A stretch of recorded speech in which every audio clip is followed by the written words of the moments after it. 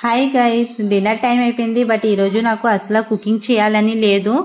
ఇంకా దోశ చేసుకుందామని చూస్తే దోశ బ్యాటర్ కూడా అయిపోయింది. ఇంకా అప్పుడు నేను ఇన్స్టెంట్ హెల్తీ బీట్రూట్ దోశ అయితే చేస్తున్నాను. చాలా ఈజీ గైస్. సో నేను 2 కప్ ఉప్మా రవ్వ తీసుకున్నాను.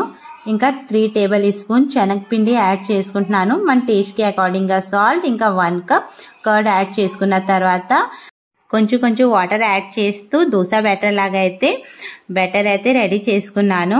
యూ బిలీవ్ మీ గైస్, చాలా ఈజీ, ఇంకా చాలా క్విక్గా అండ్ చాలా టేస్టీగా కూడా ఉంది.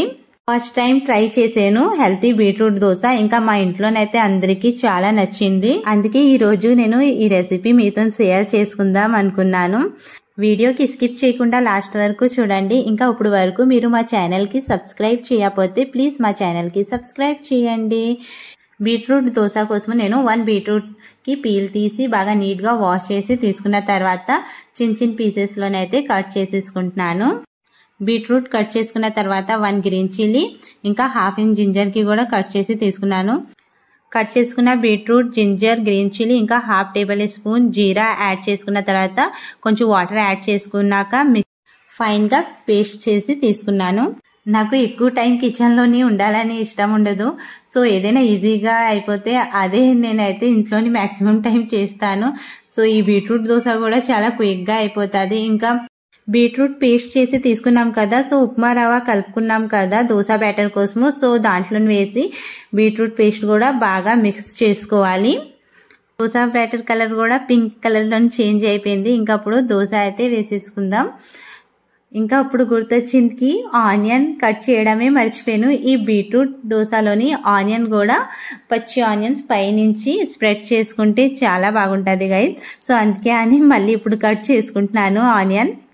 అండ్ ఇప్పుడు గైస్ దోశ రెడీ చేసుకుందాం. ఇంకా అప్పుడు ఫ్లేమ్ మీద ప్యాన్ హీట్ అయిన తర్వాత కొంచెం ఆయిల్ స్ప్రెడ్ చేసుకుంటున్నాను. ఆయిల్ స్ప్రెడ్ చేసుకున్న తర్వాత కొంచెం వాటర్ స్ప్రింకల్ అయితే చేసుకున్నాను.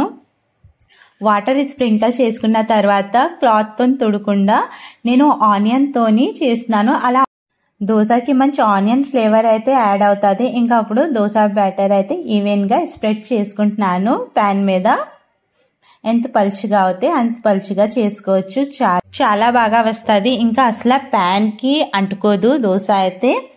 ఇంకా అప్పుడు పైనుంచి కొంచెం ఆయిల్ స్ప్రెడ్ చేస్తున్నాను.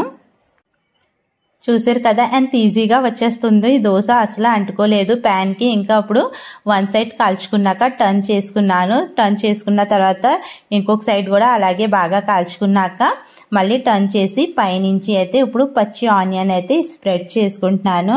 ఇంకా అప్పుడు మన హెల్తీ బీట్రూట్ దోశ అయితే రెడీ అయిపోయింది. మీరు ఈ దోశ అయితే బ్రేక్ఫాస్ట్ అయినా డిన్నర్లోని కూడా చాలా ఈజీగా అయితే చేసుకోవచ్చు. ఇంకా అప్పుడు సేమ్ అలాగే దోశ అయితే చేసేసుకుంటున్నాను.